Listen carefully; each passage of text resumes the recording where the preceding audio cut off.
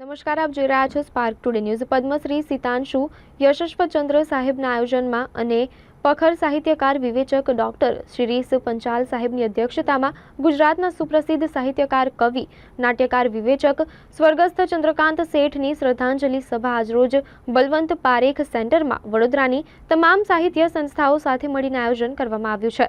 સ્વર્ગસ્થ ચંદ્રકાંત શેઠ સાહેબની સર્જન યાત્રા વિશે અને તેમના સાહિત્યના વિવિધ પ્રકારો વિશે અમદાવાદ તેમજ વડોદરાના પ્રકાર સાહિત્યકારો, નાટ્યકારો અને સાહિત્ય સંસ્થાના પ્રતિનિધિઓ તેમના યોગદાન વિશે વક્તવ્ય આપી શ્રદ્ધાંજલિ અર્પણ કરી હતી। આપણે અહીં ભોગવીએ છીએ અને એમ કરતા કરતા આગળ ચાલીએ છીએ। એમણે આપણને જે રસ્તો ચીંધી બતાવ્યો છે એ રસ્તે ચાલવાની આપણી કેટલી તૈયારી છે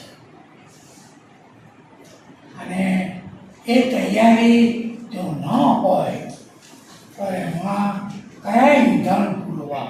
તાજેતરમાં અવસાન પામેલા કવિ, નિબંધકાર, કોશકાર, પ્રાધ્યાપક ચંદ્રકાંત શેઠ સાહેબની પુણ્ય સ્મૃતિમાં સંસ્કારી નગરી વડોદરાની આ કવિને શ્રદ્ધાંજલિ આપવાનો આ ક્રમ પદ્મશ્રી સિતાંશુ યશસ્વચંદ્ર સાહેબે આયોજ્યો છે, જે ડૉક્ટર શિરીષ પંચાલ સાહેબની અધ્યક્ષતામાં આ કાર્યક્રમ યોજાવા જઈ રહ્યો છે।